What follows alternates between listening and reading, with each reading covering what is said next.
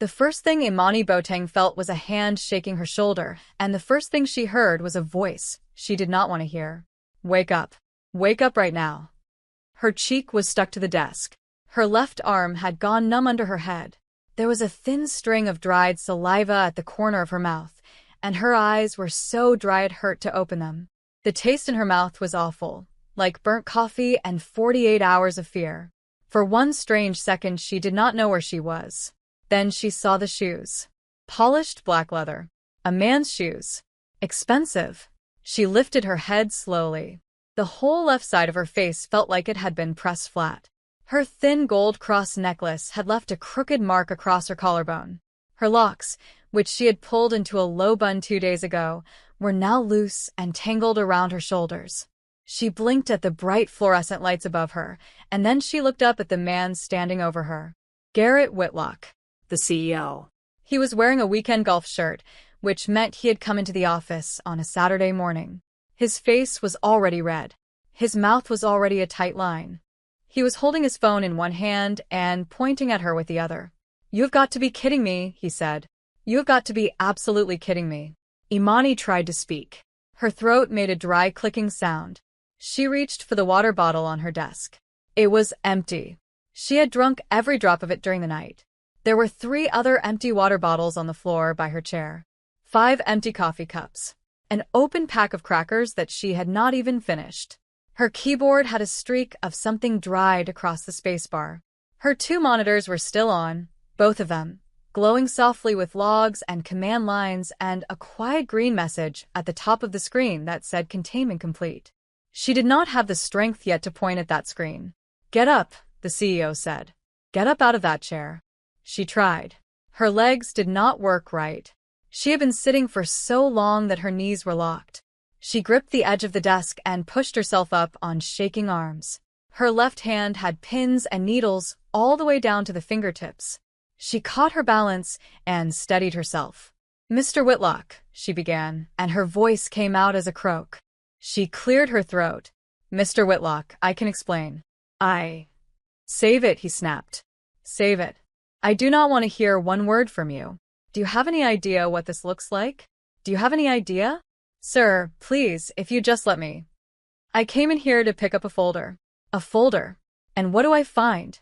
I find one of my engineers passed out at her desk like she's been at a party. Empty bottles everywhere. Hair all over the place.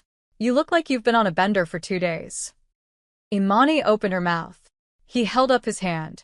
"I don't pay people to sleep on company time. I don't pay people to make this company look like a flop house. Do you know who walks through these halls? Do you know who I bring through here to see our security floor? Investors. Auditors. Board members. And I find you drooling on company property. Sir, You're done." The 2 words hit her like a wall. "Excuse me," she said softly. "You heard me. You are done. You are terminated. Effective right now. Pack up your personal items. I will have HR send you the paperwork on Monday.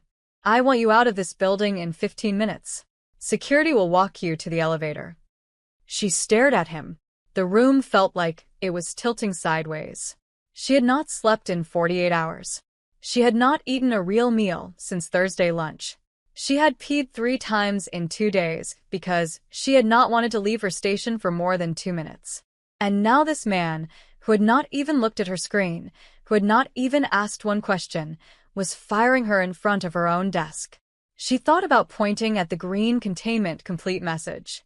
The first thing Imani Boateng felt was a hand shaking her shoulder, and the first thing she heard was a voice she did not want to hear. "Wake up. Wake up right now." Her cheek was stuck to the desk. Her left arm had gone numb under her head. There was a thin string of dried saliva at the corner of her mouth, and her eyes were so dry it hurt to open them. The taste in her mouth was awful, like burnt coffee and 48 hours of fear. For one strange second she did not know where she was. Then she saw the shoes. Polished black leather. A man's shoes. Expensive. She lifted her head slowly. The whole left side of her face felt like it had been pressed flat. Her thin gold cross necklace had left a crooked mark across her collarbone. Her locks, which she had pulled into a low bun 2 days ago, were now loose and tangled around her shoulders. She blinked at the bright fluorescent lights above her, and then she looked up at the man standing over her. Garrett Whitlock, the CEO. He was wearing a weekend golf shirt, which meant he had come into the office on a Saturday morning. His face was already red. His mouth was already a tight line. He was holding his phone in one hand and pointing at her with the other. "You have got to be kidding me," he said. "You have got to be absolutely kidding me." Imani tried to speak. Her throat made a dry clicking sound. She reached for the water bottle on her desk. It was empty. She had drunk every drop of it during the night. There were 3 other empty water bottles on the floor by her chair. 5 empty coffee cups. An open pack of crackers that she had not even finished. Her keyboard had a streak of something dried across the spacebar. Her 2 monitors were still on, both of them, glowing softly with logs and command lines and a quiet green message at the top of the screen that said containment complete. She did not have the strength yet to point at that screen. "Get up," the CEO said. "Get up out of that chair." She tried. Her legs did not work right. She had been sitting for so long that her knees were locked. She gripped the edge of the desk and pushed herself up on shaking arms. Her left hand had pins and needles all the way down to the fingertips. She caught her balance and steadied herself. "Mr. Whitlock," she began, and her voice came out as a croak. She cleared her throat. "Mr. Whitlock, I can explain." Save it," he snapped. "Save it. I do not want to hear one word from you. Do you have any idea what this looks like? Do you have any idea? Sir, please, if you just let me. I came in here to pick up a folder." "A folder? And what do I find?" "I find one of my engineers passed out at her desk like she's been at a party. Empty bottles everywhere. Hair all over the place. You look like you've been on a bender for 2 days." Imani opened her mouth. He held up his hand. "I don't pay people to sleep on company time. I don't pay people to make this company look like a flop house. Do you know who walks through these halls? Do you know who I bring through here to see our security floor? Investors, auditors, board members. And I find you drooling on company property. Sir, You're done." The 2 words hit her like a wall. "Excuse me," she said softly. "You heard me. You are done. You are terminated. Effective right now. Pack up your personal items. I will have HR send you the paperwork on Monday. I want you out of this building in 15 minutes. Security will walk you to the elevator." She stared at him. The room felt like it was tilting sideways. She had not slept in 48 hours. She had not eaten a real meal since Thursday lunch. She had peed 3 times in 2 days because she had not wanted to leave her station for more than 2 minutes. And now this man, who had not even looked at her screen, who had not even asked one question, was firing her in front of her own desk. She thought about pointing at the green containment complete message. She thought about the federal agent's number still pulled up in her recent calls. She thought about the 8-year-old girl whose college fund she had saved in the last hour before sunrise. She thought about her grandmother, who had told her once, "Baby, when a man does not want to listen, do not waste your tongue. Save it for somebody who deserves it." So Imani Boateng did not say a single word. She picked up her empty water bottle. She picked up her bag. She unhooked the small framed photograph of her grandmother from the corner of her cubicle and placed it carefully on top of her bag. She touched the gold cross at her neck.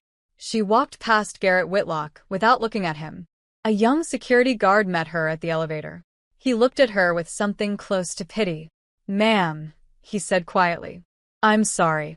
I have to walk you down." "It's okay, sweetheart," she whispered. Her voice was almost gone. "It's not your fault."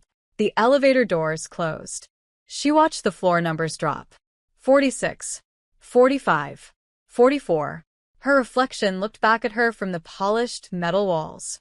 A tired woman with messy hair and red eyes and a small framed photograph clutched against her chest. She did not cry. Not in the elevator. Not in the lobby.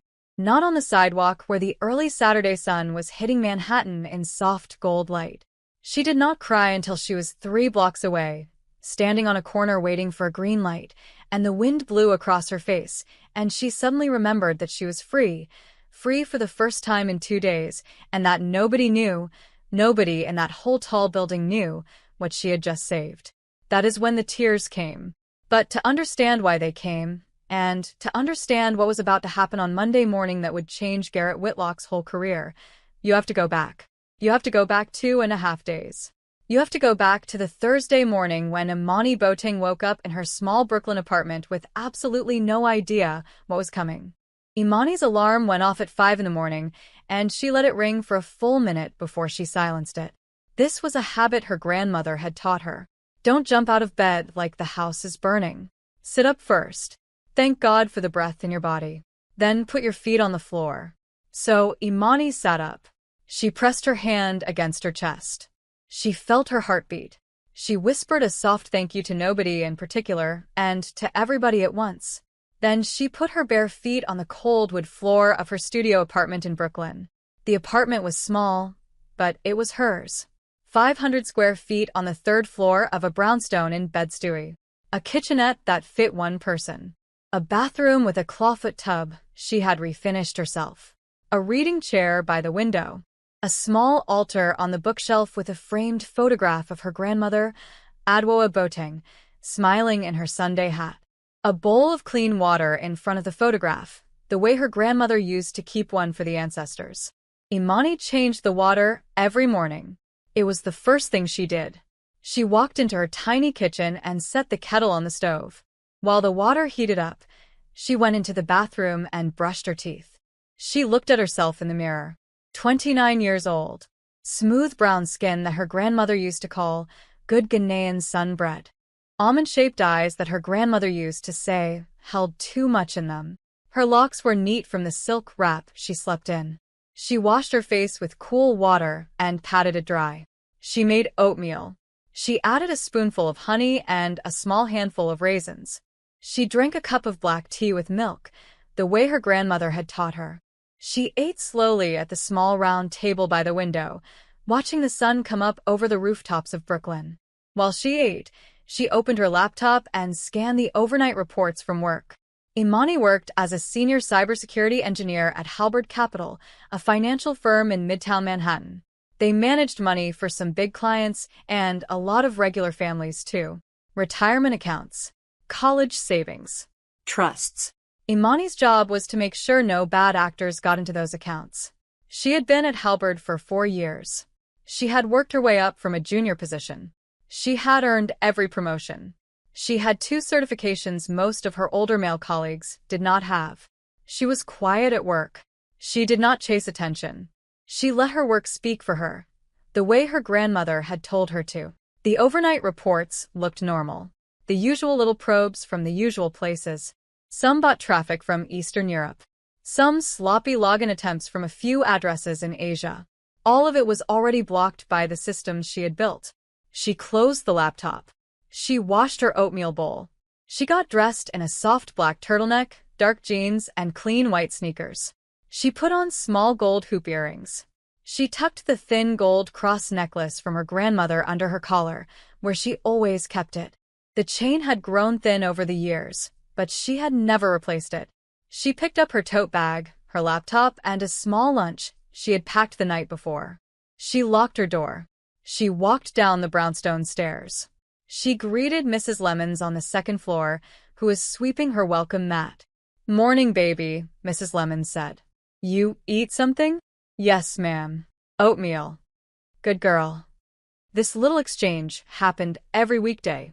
It made Imani feel held in a way she could not explain.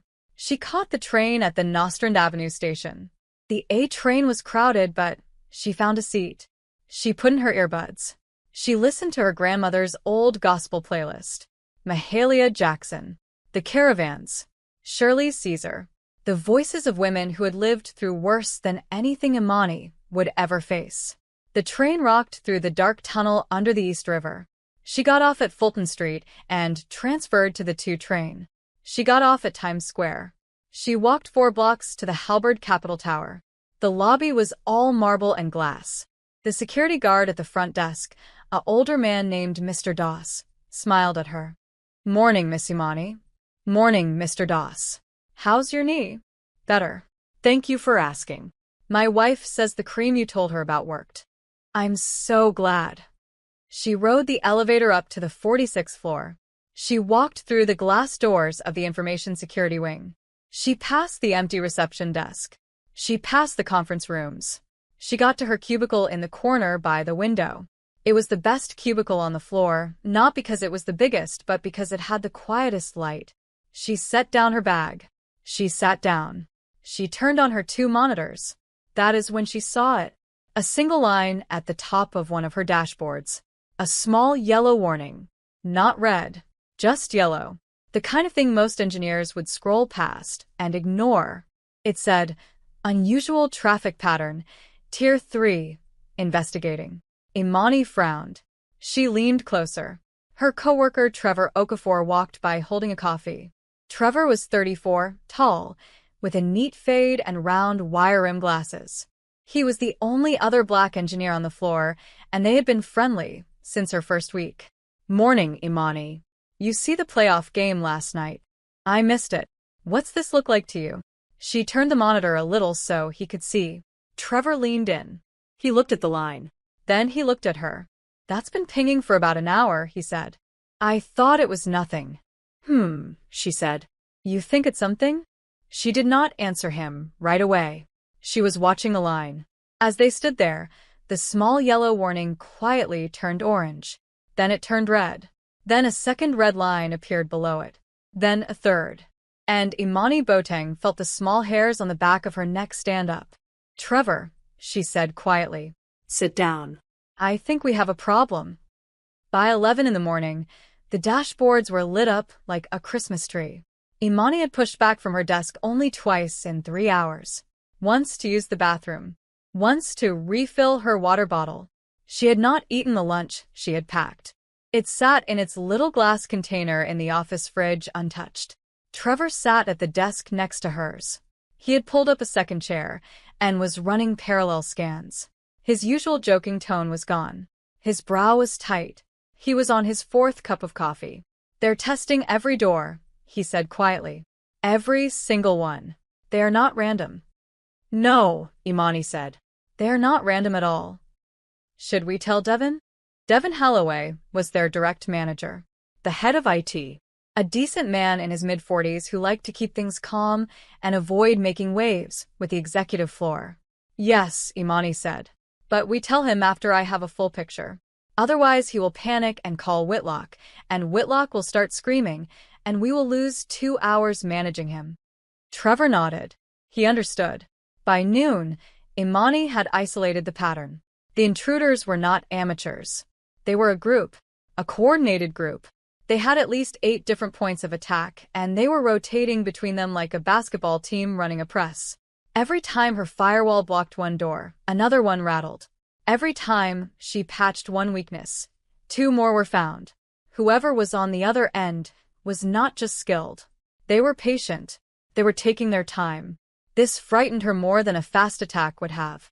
Fast attackers usually wanted noise. Patient attackers wanted money. She picked up her phone and called the one person in the world she trusted with this kind of decision. Yolanda Pierce answered on the second ring. "Baby. Mama Yolanda. I need you. I have a situation. Tell me." Yolanda was 58 years old, retired from the Federal Cybercrime Division 3 years ago, and she had been Imani's mentor since Imani was a junior at Howard University. After Grandma Adwoa passed away during Imani's senior year, Yolanda had quietly stepped into the empty space, the way Black women do for one another when the world breaks. She lived in a brownstone in Harlem. She made the best oxtails Imani had ever tasted. And she knew more about cybercriminals than any government file would ever admit. Imani told her everything in a low voice while watching her monitors. Yolanda was quiet for a long moment. Then she said, "Sweetheart, that sounds like Vessel's group." Imani felt her stomach drop. "Are you sure?" "I am not sure. Nobody is ever sure with him. But the patience? The rotating doors? The way they probe before they push? That is his signature. I have been chasing that man for 15 years. Okay. What do I do?" "Listen to me. Listen carefully. Do not try to chase them. Do not try to identify them. They want you to do that. Every minute you spend chasing is a minute you are not defending. Lock down every account that touches a family savings vehicle. Lock down every retirement account first. Then college funds. Then trusts. Trusts are usually corporate money. Vessel does not care about corporate money. He likes families. He likes hurting people. Why? Because nobody bothers to investigate when families lose money. Corporations have lawyers. Families have nobody. Imani's jaw tightened. Okay. Call the FBI Cyber Division. Now. Ask for Agent Dahlia Brennan. Tell her Yolanda Pierce told you to call. She will believe you. Okay. And, baby. Yes, ma'am? Whatever you do, do not let your bosses know how serious this is until you have it under control. They will make it worse. They always do. You handle it. Then you tell them. You hear me? Yes, ma'am. I love you. Call me every 6 hours. I love you too. Imani hung up. She took a slow breath. She looked at Trevor. It's bad, she said. How bad? It might be Roman vessel. Trevor's coffee cup froze halfway to his mouth. The Roman vessel? That's what Mama Yolanda thinks. Oh, Lord. Yeah. She reached for her phone again. I need to call the FBI. Then we need to start locking down family accounts. Every single one. Retirement first. College funds second. We have maybe 2 hours before they find a real way in. She made the call. Agent Dahlia Brennan picked up on the third ring. The conversation was short and businesslike. The agent agreed to monitor in the background and to be reachable at any hour. She would not send anyone to the office. That would tip off the attackers. Imani would be the one inside the wall. When Imani put the phone down, she looked across the floor. Devin Holloway was walking toward them with his usual mug of green tea. Hey team, he said. Anything I should know about? Imani opened her mouth. She thought about Yolanda's warning. She thought about Whitlock screaming. She thought about how many minutes she could not afford to lose. Just a routine increase in probe traffic, she said calmly. Trevor and I are running extra scans. Nothing the systems can't handle. Devin nodded, satisfied. You guys are the best. Holler if you need me. He walked away. Trevor stared at her. You just lied to our manager. I told him exactly enough of the truth to keep him out of the way. She turned back to her screen. Her grandmother's voice was in her ear, soft and steady from decades ago. Baby, sometimes the lion is at the door, and the only thing you can do is keep the children quiet and the door locked. You don't open the door to argue. You hold the door. Imani Boateng put both hands on her keyboard. She held the door. By 6 in the evening, Imani had locked down 412 family accounts. She had not stopped to eat. She had eaten 3 crackers and half an apple Trevor handed her. Her tea had gone cold an hour ago. The office was quiet. Most people had left for the day. The cleaning crew had come and gone. The fluorescent lights buzzed softly overhead. The hackers had noticed the lockdowns. They had switched tactics. Instead of probing many doors at once, they were now focusing all their power on a smaller number. They wanted the doors that mattered. They were squeezing. They're getting smarter, Trevor said quietly. They're getting hungrier, Imani said. She was watching one specific account on her second monitor. She had pulled it up about an hour ago, when the attack patterns had narrowed in on it specifically. Of all the 412 accounts she had locked down, this one was being hit the hardest. The account belonged to a woman named Sherelle Greer. Imani opened the file briefly. She tried not to look at people's personal information unless she had to. But she had to. She needed to know what was inside this account that the hackers wanted so badly. Sherelle Greer, 41 years old. Address in the Bronx. Employed as a 4th-grade teacher at PS 154. One dependent, Anaya Greer, 8 years old. The account contained a college savings fund. $87,000. Built up over 8 years of small monthly deposits. Sometimes only $50 a month. Sometimes only $25. There was a deposit history note that Imani read, and then had to look away from. Birthday gift from Grandma. Birthday gift from Andy. Tax refund. Bonus from summer school job. $87,000, built $50 at a time. Imani sat back in her chair. She put her hand on the cross at her neck. She thought about her own grandmother. Her grandmother had worked as a hospital cook for 32 years. Her grandmother had put aside $2 a week, every single week, in a coffee can in the kitchen. When Imani had gotten into Howard University, her grandmother had taken her to the bank and shown her a savings account in Imani's name. $43,000. 20 years of $2 weeks. Her grandmother had said, "Baby, this is so you don't have to ask anybody for nothing." That was the money that had paid for Imani's first 2 years at Howard, before the scholarships kicked in. That was the money that had let Imani walk into her dorm room with her head up. That was the money that had let her be free. Imani looked at the screen. $87,000. A fourth-grade teacher in the Bronx. An 8-year-old daughter named Anaya. She picked up her phone. Her hands were not quite steady. She dialed the number on the account. A woman picked up on the fourth ring. "Hello, Mrs. Greer? My name is Imani Boateng. I'm calling from the security team at Halberd Capital." There was a sharp little intake of breath on the other end. "Oh, Lord. Is something wrong with my account?"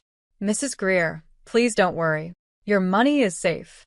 I'm calling to tell you that your account is being targeted by a group of cybercriminals tonight. We have already locked it down. They cannot get in. But I wanted you to hear it from me directly so that if you see any strange emails or texts in the next 2 days, you don't click on anything." There was a long silence on the line. Then, very softly, the woman started to cry. "Ma'am? Mrs. Greer? That is Anaya's college money. Oh my Lord, that is my baby's college money." "I know it is, ma'am. I read your account. I want you to know something. As long as I am sitting at this desk, that money is not going anywhere. I promise you. Do you hear me? Yes. I promise you." There was another pause. Then Sherelle Greer said, "Miss Boateng, I don't even know you. Why are you doing this for us?" Imani swallowed. She thought about the coffee can in her grandmother's kitchen. "Because somebody once did it for me," she said. When she hung up the phone, Trevor was watching her with a strange expression. "You're going to hold this whole wall by yourself, aren't you?" he said. "I'm going to hold what I can hold." "Imani." What? "Let me stay." "Trevor, you have a wife. You have a baby boy. Go home. Sierra will understand. I'm calling her right now." "Trevor." "Imani, listen to me. You cannot do 48 hours alone. Nobody can do 48 hours alone. I'm staying." She looked at him for a long moment. The light from the monitors made his glasses shine. He looked tired, but he looked sure. She nodded. He called his wife. The conversation was short and quiet. Imani heard only his side of it. "Baby. Yeah, I know. I know. There's a thing happening at work and Imani's in the middle of it, and I can't leave her by herself. Yeah. I love you. Kiss the baby for me." When he hung up, he rolled up his sleeves. "Okay," he said. "What do you need me to do?" "I need you to take the trust accounts. I'm going to keep the family accounts. We trade off every 6 hours. If one of us starts making mistakes, the other one takes over." Got it. Got it. The clock on the wall said 6:42 in the evening on Thursday. They had no idea how long the night was going to be. By 2 in the morning, Trevor was asleep with his head on his desk. Imani let him sleep. She had told him to go down to the wellness room on the 44th floor and lie on the couch for 2 hours, but he had said he wanted to stay close in case she needed him. So he had put his head down for just 5 minutes, and his body had simply shut off. She covered him with her own jacket. She was not cold. She was running on so much adrenaline that her hands were warm even though the office air was set to 68 degrees. The hackers had tried something new at midnight. They had created a fake email that looked like it was from Halberd's own IT department. The email was sent to 20 senior Halberd executives.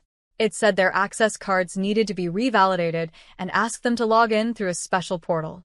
Imani caught the email at 12:04. She killed it from every inbox at 12:07.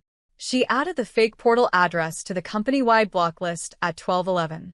She blocked the next phishing attempt at 12:42. She blocked the next one at 1:15. At 1:59, the hackers sent an email pretending to be from Garrett Whitlock himself. Imani killed it before any of the executives saw it. At 2:10, her phone buzzed softly on her desk. It was a video call. From Pastor Ruth Eliezer. Imani picked up. She kept the volume very low.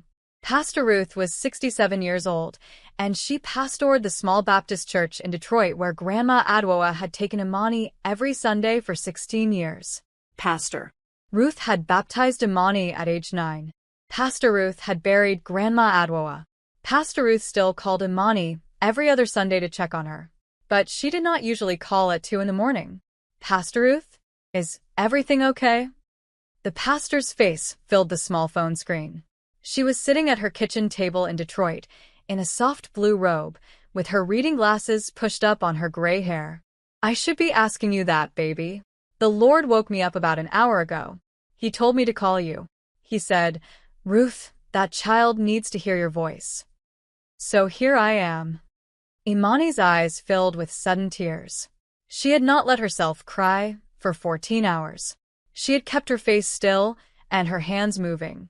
But hearing Pastor Ruth's voice, that warm Detroit voice that had read her Bible stories when she was a little girl in pigtails, that voice cracked something open in her chest. Pastor, she whispered, tell me, baby. I can't really tell you. It's work. There are people trying to steal money from families. Lots of families. I'm trying to stop them. I've been at my desk for 15 hours. I don't know how long this is going to last. And I am tired, Pastor. I am so tired. Pastor Ruth nodded slowly. I just keep thinking, what if I miss something? What if I'm not enough? Baby, listen to me. You listen to your old pastor right now. You are not by yourself in that room. You hear me? Your grandmama is in that room. Your mama is in that room. Every black woman who ever sat at a kitchen table at 3 in the morning praying for her babies to make it through the night is in that room with you. You are not by yourself. The Lord did not bring you this far to leave you. Do you hear me? Yes, ma'am. Now I am going to pray for you. And then I am going to go wake up your Annie Belva and your Annie Pearl, and we are going to start a prayer chain right now all over Detroit, and that prayer is going to come up to New York City, and it is going to come right into that office, right behind you, and it is going to hold up your arms the way they held up Moses' arms. You hear me? Yes, ma'am. Now bow your head. Imani bowed her head. She did not understand all of the words Pastor Ruth prayed. They washed over her. They were words about a God who sees women working through the night. Words about angels at the door. Words about little children who will never know the names of the people who saved them. When Pastor Ruth said amen, Imani lifted her head, and she felt something steady inside her chest that had not been steady before. I love you, Pastor. I love you, baby. You call me when it's done. I will. Imani put down the phone. She turned back to her monitors. By 3 in the morning, the hackers had escalated again. They were trying to plant a piece of code inside one of Halberd's internal communication tools. If they got it in, every keystroke on the company's machines would be sent to them. They would not need to break the wall. They would have the keys. Imani saw it happen in real time. The code came in at 3:04. By 3:06, she had identified it. By 3:12, she had isolated it. By 3:24, she had quarantined it inside a fake server she had built 2 years ago for exactly this kind of moment. The hackers, on the other end, did not know they were now feeding their malicious code into a sealed room. They thought they were inside the building. She let them think that. She let them keep typing into her sealed room. While they did that, she sent every keystroke they made to Agent Dahlia Brennan at the FBI. At 4:11 in the morning, Agent Brennan called her. Boateng. Are you seeing what I'm seeing? Yes. Honey, we have been trying to get a clean signal on this group for 2 years. You are giving us a free wiretap right now. Whatever you are doing, do not stop. I won't. How are you holding up? I'm okay. Okay. Listen. You hold that wall. We will make sure these people pay for everything they have ever done. You hear me? I hear you. She hung up. She looked at Trevor, still asleep, his glasses crooked on his face. She looked at the photograph of her grandmother, propped up against her keyboard. She looked at the green status light on her firewall, holding steady. She drank a sip of cold tea. She kept holding the door. Friday morning came and went, and Imani barely noticed. The other engineers came in at 9. They saw her at her desk. They saw Trevor at his desk. They saw the empty bottles. They asked if everything was okay. Imani said yes, just running a long scan, nothing to worry about. The engineers shrugged and went to their own desks. Devin Holloway came in at 9:30. He stopped by her cubicle. "You look terrible," he said cheerfully. "Thank you, Devin. You've been here all night. Long scan. You should go home. Trevor too. We can't have my best people running themselves ragged. Take the afternoon off." "After lunch," she lied. "I just want to see this through." "Okay, but seriously, don't burn out." He patted the side of her cubicle and walked away. Trevor watched him go. He has no idea. None. "Imani, we have to tell somebody." "We told the FBI. That's the somebody who matters right now." By noon, the hackers had figured out that their malicious code was trapped in her sealed room. They were furious. Imani could tell, because their tactics changed. They got sloppy. They got loud. They started throwing brute force at the firewall. Thousands of login attempts per second. Every old vulnerability they could think of. They were not patient anymore. They were embarrassed. This was the most dangerous part. Embarrassed criminals do reckless things. At 1 in the afternoon, the lead attacker, the one Yolanda thought was Roman Vessel himself, did something almost stupid. He sent a direct message into Halberd's customer support chat. He used a fake name. He said he was a Halberd client, and he had forgotten his password, and he needed someone to reset it for him over the phone. The young woman on the customer support chat almost did it. Imani saw it just in time. She killed the chat. She blocked the address. She sent a message to the support team. New policy effective immediately. No password resets by phone or chat for 48 hours. Trevor, who is now on a second wind after a 4-hour nap, looked at her with admiration. "How are you still thinking straight?" "I'm not. I'm just doing what my grandmother would do." "What would she do?" Imani smiled, very faintly. "She would say, baby, when somebody is angry at you, that is when they are most likely to give themselves away. Sit still. Watch their hands. Your grandmother sounds like a hustler." "She was a hospital cook." "Same thing." They both laughed.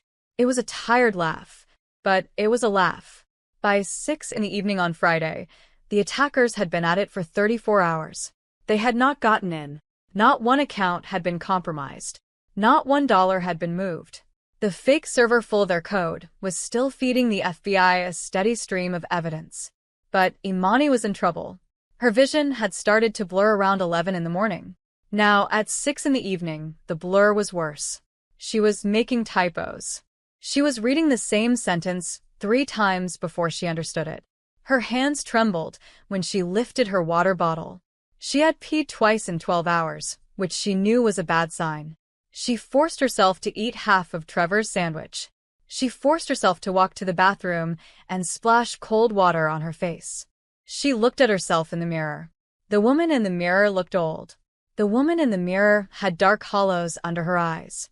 She whispered to her reflection, "Just one more night, baby. Just one more night." She walked back to her desk. Trevor said, "I can take over now." No. "They're going to throw the worst of it tonight. I built this firewall. I know its weak spots. You don't.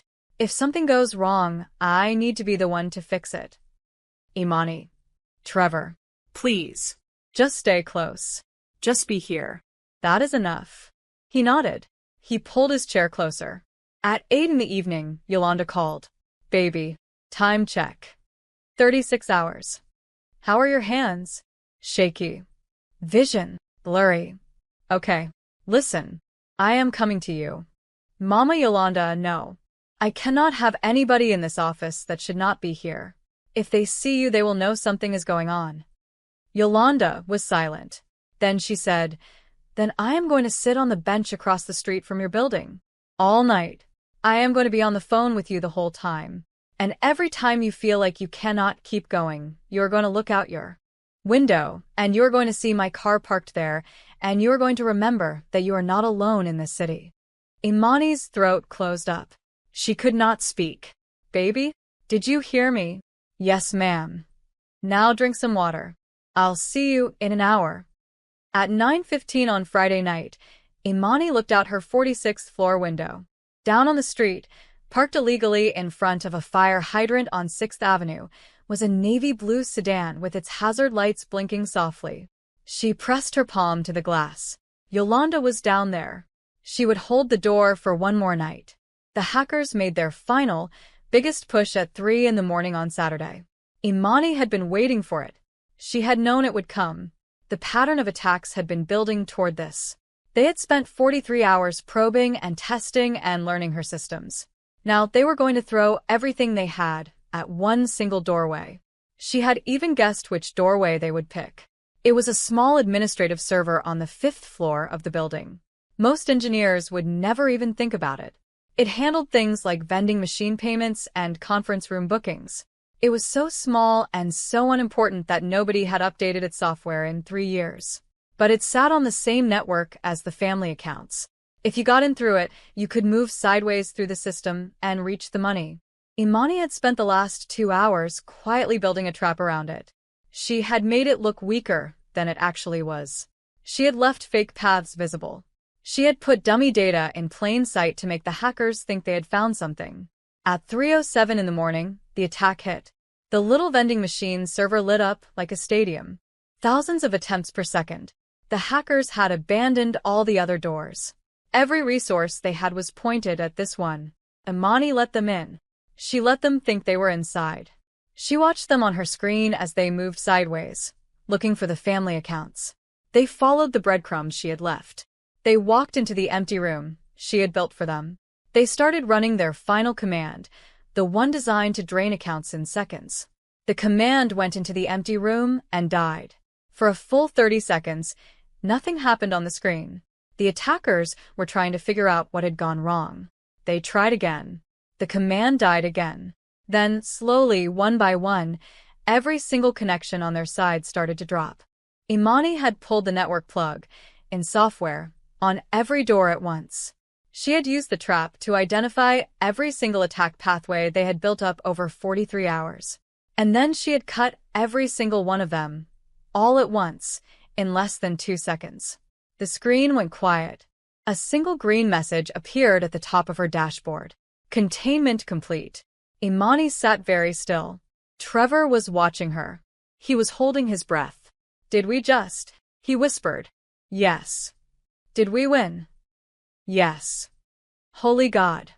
She picked up her phone. Her hand was shaking so badly, she had to use both hands to dial. Agent Dahlia Brennan picked up immediately. Boateng, talk to me. It's over. Confirm. All 23 of their attack pathways are down. Their command and control servers just went dark on my end. They have lost contact with the building.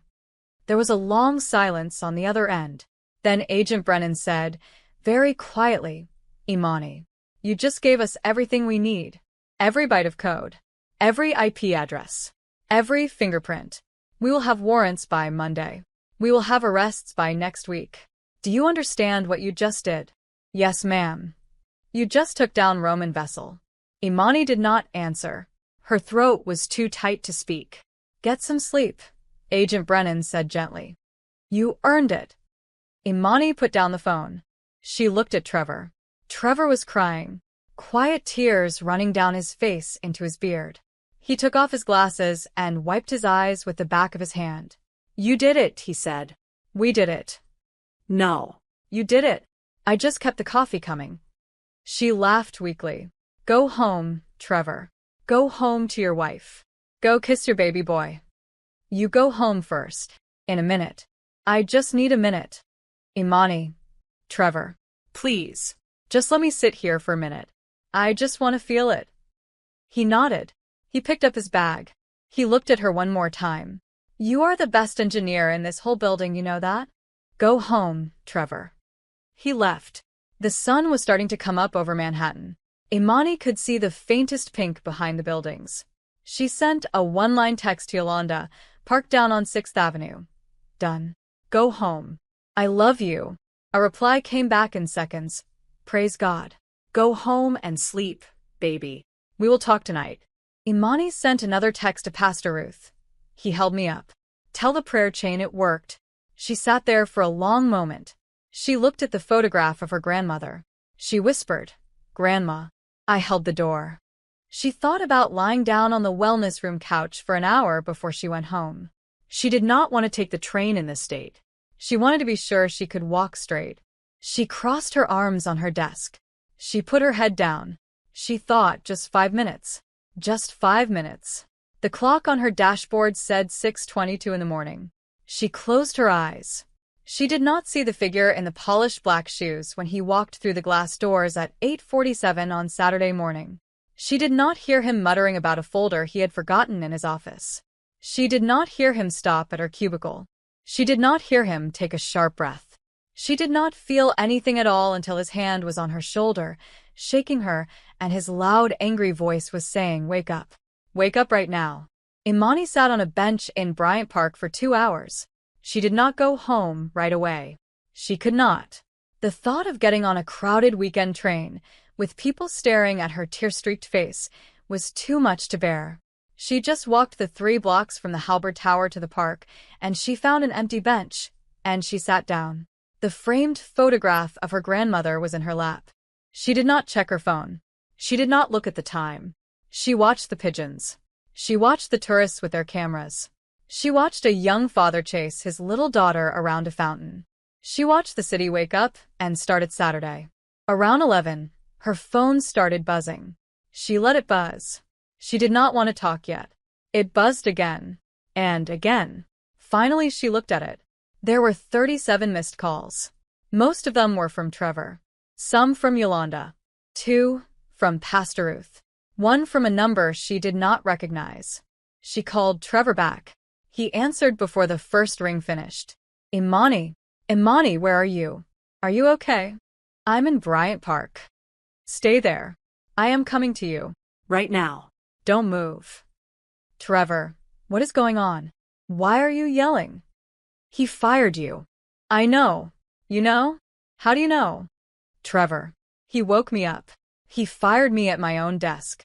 I just walked out of the building 3 hours ago." Trevor was quiet for a long second. Then he said, "Sweet Lord.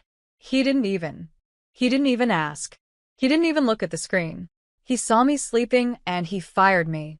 I am coming right now. I am bringing Sierra. We will be there in 40 minutes. Trevor, you don't have to." Imani. Stay. There. He hung up. She sat with her phone in her lap. The other person who needed to know. She called Yolanda. Yolanda answered with a soft, warm voice. "Hey, baby. How was the train?" "Mama Yolanda." Just 2 words. But Yolanda could hear everything in them. "What happened?" "He fired me. He came in this morning and saw me asleep, and he fired me on the spot." He didn't ask. He didn't listen. I tried to say something. "He cut me off. He said I looked like I'd been on a bender." There was a silence on the other end so thick that Imani could feel it. Then Yolanda said, in a voice Imani had never heard before, "What is the CEO's name?"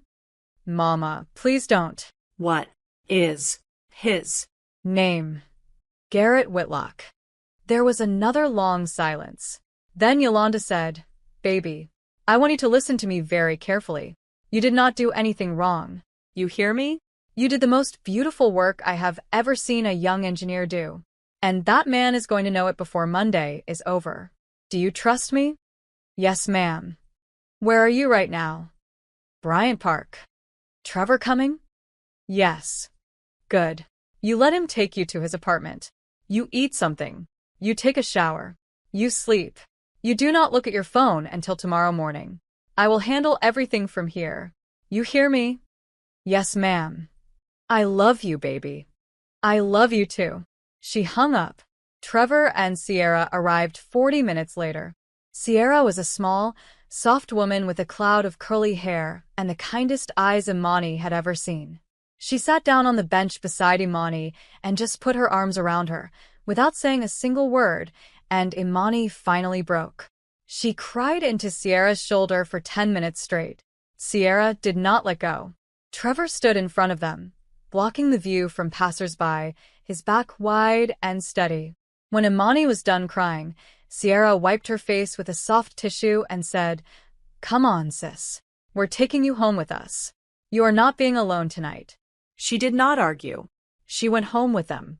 They lived in a small two-bedroom in Crown Heights. The baby, a fat and happy 10-month-old named TJ, screamed with delight when he saw Imani. She held him for a long time.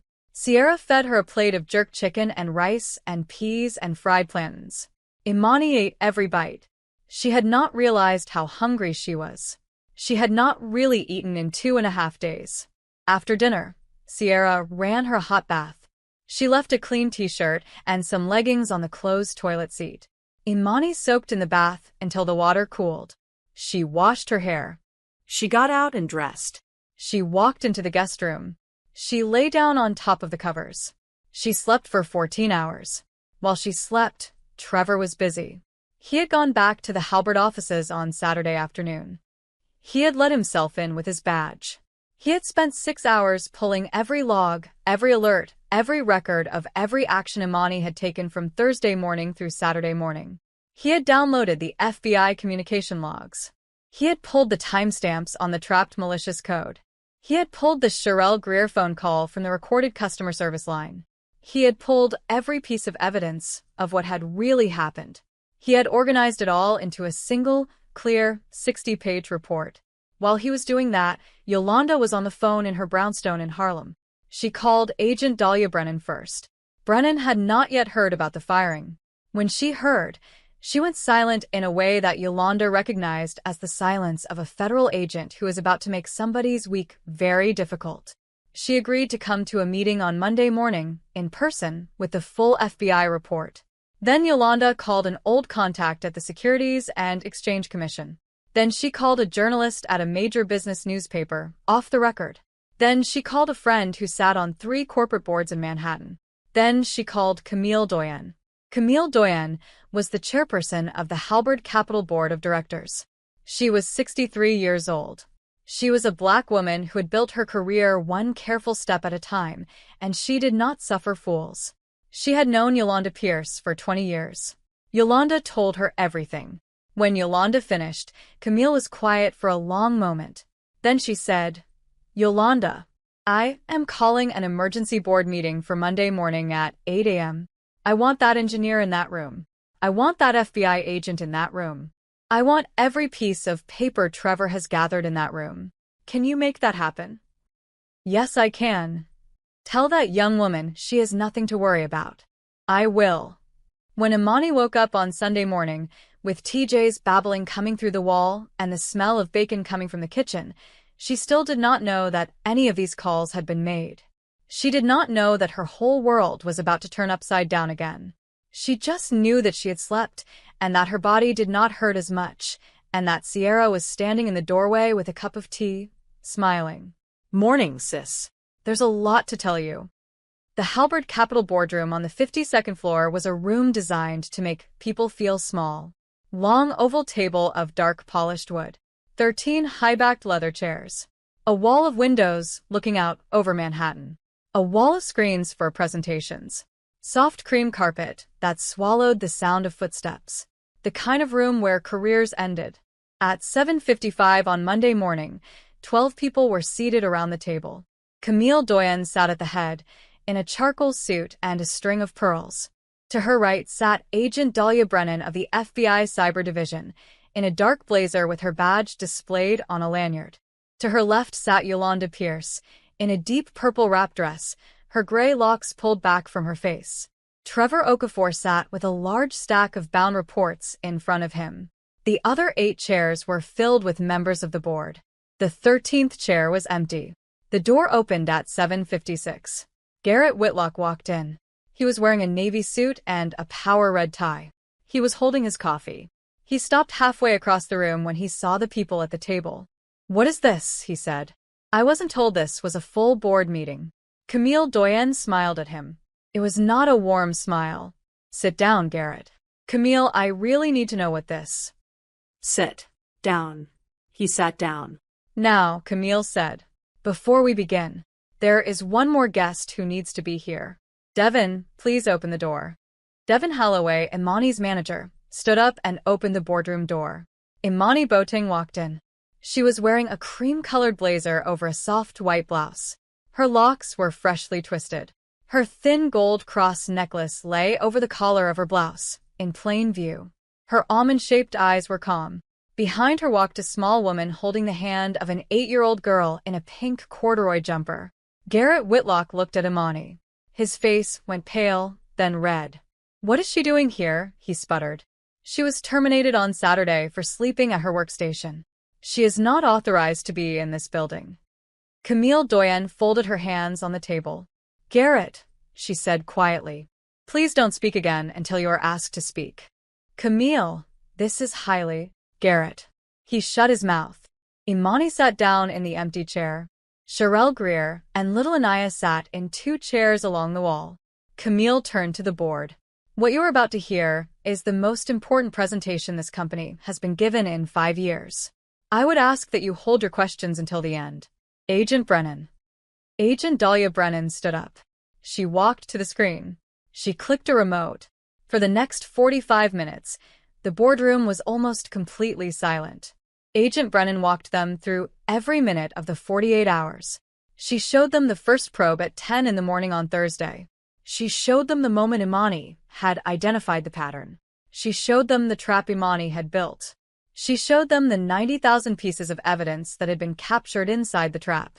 She showed them the takedown at 3 in the morning on Saturday.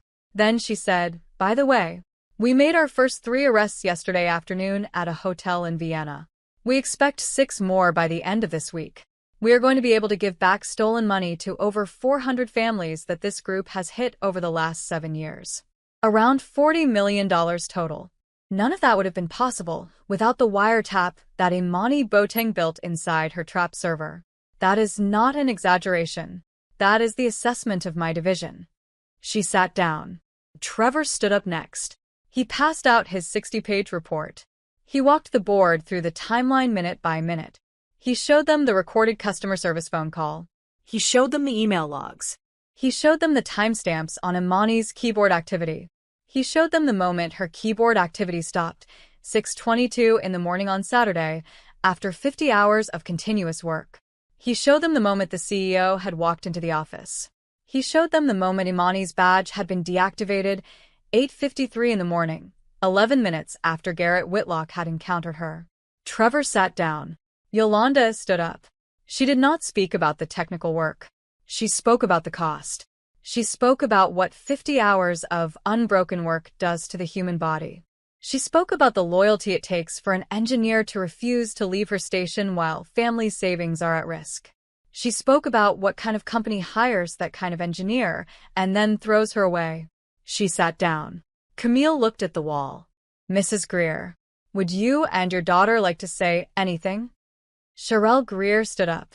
She was wearing her best church dress. Her hands were trembling. "My name is Sherelle Greer. I'm a 4th-grade teacher in the Bronx. I have been saving money for my daughter's college since the day she was born. 8 years. Sometimes $25 a month. Sometimes $50. I work 2 jobs in the summer to put extra in. On Thursday night, this woman called me at home. A woman I had never met. She told me that bad people were trying to take my baby's money. She told me she would not let them. She told me she promised. And she kept that promise. She kept that promise while my baby was sleeping in her bed and I was sleeping in mine, and we did not even know." She turned and looked at her daughter. "Anaya, baby, do you want to give Miss Imani what we made for her?" The little girl stood up. She was small even for 8. She had 2 long braids. She was holding a folded piece of construction paper.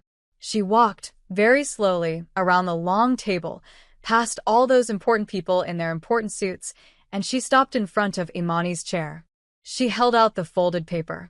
Imani took it. She opened it. It was a drawing. A big stick figure with brown skin and long black hair, standing in front of a tall building. There were little stick figure bad guys on the outside of the building, but the brown stick figure had her arms stretched out, and the bad guys could not get past her. Above the picture, in big careful crayon letters, it said, "Thank you for saving my collage fund. You are a superhero. Love the Naya." Imani put her hand over her mouth. The whole room watched as the most respected cybersecurity engineer at Halberd Capital sat in her boardroom chair and quietly cried. Anaya, who did not understand any of the corporate politics of the room, did the most natural thing in the world. She crawled up into Imani's lap and put her small arms around Imani's neck and said, "Don't cry. The bad guys can't get me anymore." Imani held the little girl tightly. Camille Doyen wiped her own eyes with her thumb. Then she turned, very slowly, to Garrett Whitlock at the other end of the table. "Garrett," she said. "Stand up." He stood up. His face was white. "You fired this woman without asking her a single question. You did not look at her screen. You did not call her manager. You did not check her recent activity logs. You saw a black woman asleep at her desk, and you decided that you knew everything you needed to know. Is that correct?" He opened his mouth. He closed it. "Is that correct?" I made a judgment call, based on the appearance of. Yes or no, Garrett? Did you ask her a single question?" A long pause. "No." "Sit down." He sat down. Camille turned to Imani. "Miss Boating, on behalf of the board of Halbert Capital, I would like to extend our deepest apology. Your termination is reversed effective immediately, with full back pay and a formal letter of commendation in your file. Furthermore, the board would like to offer you the position of Chief Information Security Officer of this company, with a seat on the executive committee, effective today. Your salary will be tripled. You will report directly to me. Do you accept?" Imani held Anaya a little closer. She thought of her grandmother's coffee can. She thought of $2 weeks. She thought of Pastor Ruth and Yolanda and Trevor and a small Brooklyn apartment with a bowl of clean water in front of a photograph. She lifted her chin. "Yes," she said. "I accept." 2 weeks later, Imani stood in front of her grandmother's grave in Detroit. It was a Saturday morning in late spring. The sky was a soft, washed-out blue. The little cemetery on the west side of Detroit was quiet. Birds were singing in the elm trees. A church bell rang somewhere a few blocks away. The headstone was simple. Gray granite. Carved letters. Adwoa Akojua Boateng. Beloved grandmother. She fed the hungry and raised the lost. 1942 to 2017. Imani knelt down on the grass. She brushed away some leaves that had collected at the base of the stone. She set down the small bouquet of yellow tulips she had brought. Yellow had been her grandmother's favorite color. "Hi, Grandma," she said softly. "It's me." The wind moved through the trees. "A lot has happened since I came to see you last. I wanted to tell you everything in person." She told her grandmother about the 48 hours. She told her about Pastor Ruth's prayer chain. She told her about Yolanda parked in her car on 6th Avenue. She told her about Trevor, who had stayed by her side. She told her about Sherelle and Anaya Greer. She told her about the boardroom and the apology and the new title and the salary that meant she would never have to worry about money again. She told her about Garrett Whitlock, too. Garrett Whitlock had not been fired, but he had been quietly stripped of much of his power. The board had created a new oversight committee that he now answered to. Camille Doyen had told him in a private meeting that one more incident like this would be his last. He had been required, in writing, to take a course on bias in hiring and management. He had also been required, by Camille personally, to write Imani a letter of apology in his own handwriting. The letter had arrived at Imani's apartment a week later. It was 3 pages long. It was awkward and clumsy, but it was sincere. Imani had read it twice and then put it in a drawer. She did not feel the need to forgive him out loud.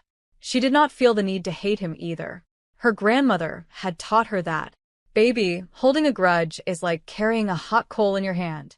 The other person is not the one getting burned." So she had set the coal down.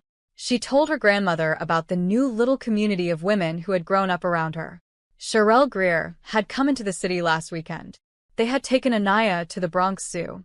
Anaya had insisted on holding Imani's hand the whole day. Imani had bought her a stuffed elephant from the gift shop. She had also quietly opened a second savings account for Anaya, separate from her mother's, with $5,000 of her own money in it. "Just so the baby has a backup," she had told Yolanda. Yolanda had only nodded. She told her grandmother about Pastor Ruth, who had wept on the phone when she heard the whole story. The Detroit Prayer Circle had thrown a small celebration at the church the next Sunday. Imani had flown home for it. She had stood up in front of the congregation. She had not made a long speech. She had only said, "Thank you for praying me through." She told her grandmother about Mama Yolanda, who had quietly signed on to be a paid consultant to Halberd's new security division, working for Imani directly. Imani's first official act as Chief Information Security Officer had been to bring her mentor onto the team. She told her grandmother about Trevor, who had been promoted to senior director under her, with a hefty raise of his own. Trevor had bought TJ a tiny pair of designer sneakers with his first new check.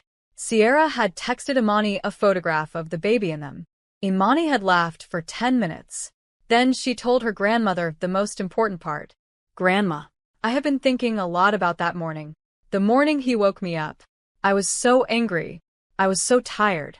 I thought my whole career had just ended at the end of his. 2 weeks later, Imani stood in front of her grandmother's grave in Detroit. It was a Saturday morning in late spring.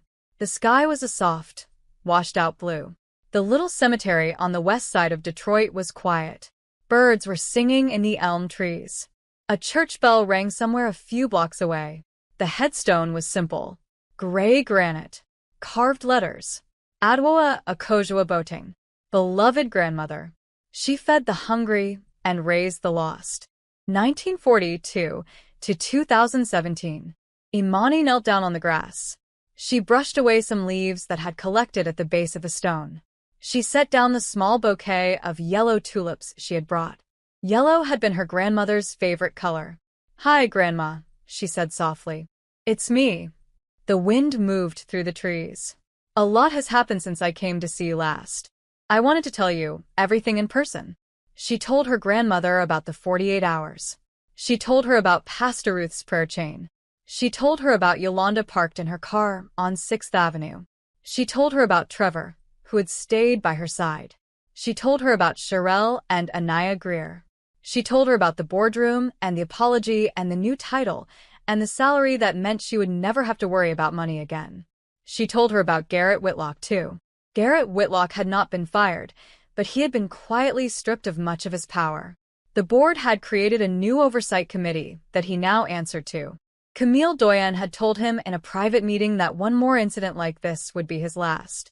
He had been required, in writing, to take a course on bias in hiring and management. He had also been required, by Camille personally, to write Imani a letter of apology in his own handwriting. The letter had arrived at Imani's apartment a week later. It was 3 pages long. It was awkward and clumsy, but it was sincere. Imani had read it twice and then put it in a drawer. She did not feel the need to forgive him out loud. She did not feel the need to hate him either. Her grandmother had taught her that. "Baby, holding a grudge is like carrying a hot coal in your hand. The other person is not the one getting burned." So she had set the coal down. She told her grandmother about the new little community of women who had grown up around her. Sherelle Greer had come into the city last weekend. They had taken Anaya to the Bronx Zoo. Anaya had insisted on holding Imani's hand the whole day. Imani had bought her a stuffed elephant from the gift shop. She had also quietly opened a second savings account for Anaya, separate from her mother's, with $5,000 of her own money in it. "Just so the baby has a backup," she had told Yolanda. Yolanda had only nodded. She told her grandmother about Pastor Ruth, who had wept on the phone when she heard the whole story. The Detroit Prayer Circle had thrown a small celebration at the church the next Sunday. Imani had flown home for it. She had stood up in front of the congregation. She had not made a long speech. She had only said, "Thank you for praying me through." She told her grandmother about Mama Yolanda, who had quietly signed on to be a paid consultant to Halberd's new security division, working for Imani directly. Imani's first official act as Chief Information Security Officer had been to bring her mentor onto the team. She told her grandmother about Trevor, who had been promoted to senior director under her, with a hefty raise of his own. Trevor had bought TJ a tiny pair of designer sneakers with his first new check. Sierra had texted Imani a photograph of the baby in them. Imani had laughed for 10 minutes. Then she told her grandmother the most important part. Grandma, I have been thinking a lot about that morning. The morning he woke me up. I was so angry. I was so tired. I thought my whole career had just ended at the end of his finger. And I keep thinking about what you used to say to me when somebody was unkind. Do you remember? She closed her eyes. She could almost hear her grandmother's voice, the Ghanaian accent that had never fully softened, even after 50 years in America. Baby, when somebody underestimates you, they have just handed you a gift. They have shown you who they are, and they have told you not to waste your time on them. Now go on. Walk past them. Your work will catch up with you. It always does. Imani opened her eyes. It caught up with me, Grandma. Just like you said it would. She touched the gold cross at her neck. The chain her grandmother had clasped around her neck 20 years ago. The one she had never taken off. She pressed her palm to the warm granite of the headstone. Thank you, she whispered, for everything you put in me. Every quiet thing. Every patient thing. Every prayer over my head when you thought I was asleep. I felt all of it in that office. I felt you with me. She knelt there for a long time. Eventually, a soft, warm wind moved through the cemetery, lifting the corner of her scarf, brushing across her cheek. She smiled. I know, she said quietly. I love you too. She stood up. She straightened her coat. She picked up her bag. She walked back down the gravel path to the road, where Pastor Ruth was waiting for her in the driver's seat of an old beige sedan, with the windows rolled down and a CD of Mahalia Jackson playing softly. Pastor Ruth looked at her over the top of her reading glasses. You okay, baby? I'm okay, Pastor. You ready to go home? Imani thought about it for a moment. She thought about the small studio apartment in Brooklyn, with its bowl of clean water in front of a photograph.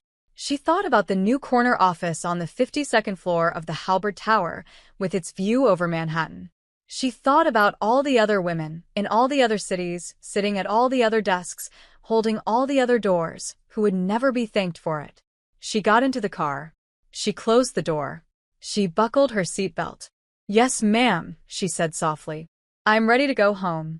Pastor Ruth put the car in drive. The Mahalia Jackson CD swelled, and the two women drove out of the cemetery together into the soft Detroit morning, with the sun on their faces and a long road ahead, and behind them the bouquet of yellow tulips lay quietly on the grass, exactly where Adwoa Boateng had always wanted them.